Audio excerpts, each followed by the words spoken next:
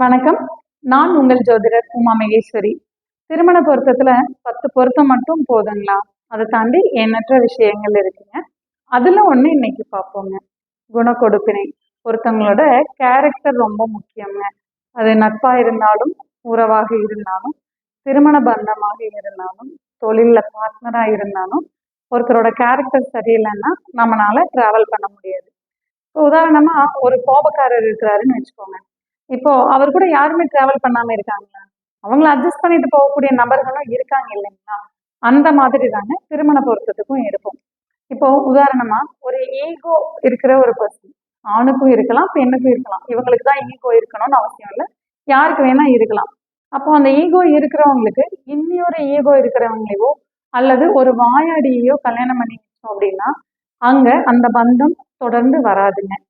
அதே மாதிரி பர்ஃபெக்ஷன் எதிர்பார்ப்பாங்க. ஒரு சிலர்லாம் வந்து அது ஆணாவும் இருக்கலாம், பெண்ணாவும் இருக்கலாம். எடுத்த பொருள் எடுத்த இடத்துல தான் வைக்கணும்.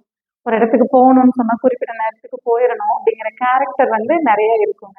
ஆனா அந்த மாதிரி இருக்கிற ஒருத்தங்களுக்கு ரொம்ப அசால்ட்டா எப்ப வேணா போவாங்க, எப்ப வேணா வருவாங்க. ஒரு நாளைக்கு 6 மணிக்கு முழிப்பாங்க, ஒரு நாள் 6:30 மணிக்கு முழிப்பாங்க. அந்த மாதிரி இருக்கிறவங்களோட டிராவல் பண்றது கொஞ்சம் சிரமமா இருக்குங்க. அதே மாதிரி நிறைய பேர்கிட்ட நம்ம அந்த கேரக்டர் பார்த்துருக்கோங்க. ரொம்ப யதார்த்தமா இருப்பாங்க. எல்லாரோடையும் பயங்கர சோசியலா பழகுவாங்க. அந்த மாதிரி இருக்கிறவங்களுக்கு சந்தேக குணமுடைய ஒரு நபரை வாழ்க்கை துணையா கொண்டு வரும்போது அவங்களால வாழ்க்கையில தொடர்ந்து பயணப்பட முடியாதுங்க. சேம் டைம் பாசத்தை எதிர்பார்க்கிற சில ஜீவன்கள் இருக்கும். ரொம்ப அன்பையும் பாசத்தையும் எதிர்பார்ப்பாங்க. அவங்களுக்கு பாசம் காட்ட தெரியாத ஒருத்தரை கல்யாணம் பண்ணி வச்சா அவங்களாலையும் டிராவல் பண்ண முடியாதுங்க. சரிங்க, இதை எப்படிங்க ஜாதகத்துல கண்டுபிடிக்கிறது?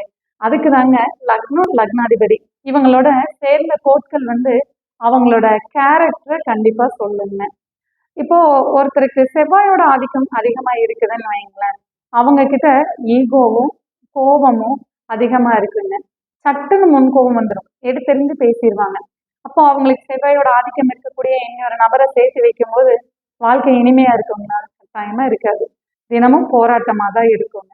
அதே மாதிரி பர்ஃபெக்ஷன் இருக்கிறவங்க அவங்களுக்கும் சேம் அதே இதுல பர்ஃபெக்ஷன் இருக்கிறவங்க வரும்போது டிராவல் பண்ணிக்குவாங்க. இப்போ அது சூரியனோட ஆதிக்கம் இருக்கிறவங்களுக்கு அந்த பர்ஃபெக்ஷன் கொஞ்சம் அதிகமா இருக்குங்க. அதே மாதிரி ஃப்ரெண்ட்லியா பழகிறவங்களுக்கு அதை புரிஞ்சுக்கிட்டோ இவங்க இப்படிதான் யதார்த்தமா தான் இருப்பாங்கன்னு புரிஞ்சுக்கிறவங்க இருக்கிறப்போ நிச்சயமா நல்லா இருக்குங்க. புதனோட ஆதிக்கம் இருக்கிறவங்களுக்கு நிறைய நட்பு ரீதியா பழகக்கூடிய கேரக்டர் இருக்குங்க. சுய ஜாதகம் பார்க்கறதுக்கு டிஸ்கிரிப்ஷன்ல கொடுத்துருக்கக்கூடிய நம்பருக்கு கான்டாக்ட் பண்ணுங்க. மீண்டும் ஒரு நல்ல பதிவில் சந்திப்போம். நன்றி, வணக்கம்.